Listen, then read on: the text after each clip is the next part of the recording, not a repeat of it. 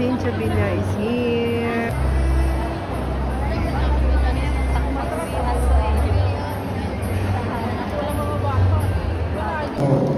We are thrilled to have each and every one of you here today.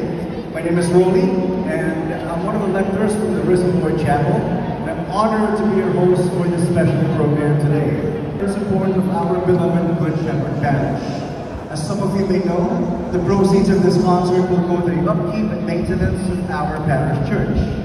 Every contribution made here tonight will make a meaningful impact on our mission. We'd also like to take a moment to express our deepest gratitude to our sponsors.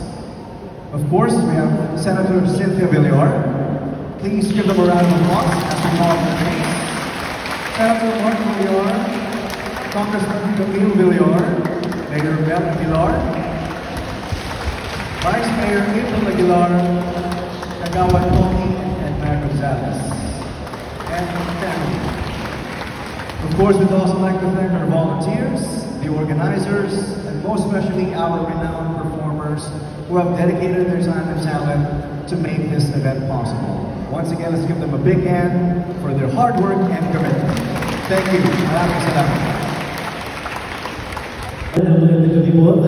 Palakpakan naman po dyan para po sa ating lahat. Grabe po, hindi ko po in-expect na ganito po lang pala po namin. Galing pa po ako ng Ilocos Sur. How can I tell her about you? Girl, please tell me what to do. Everything seems right whenever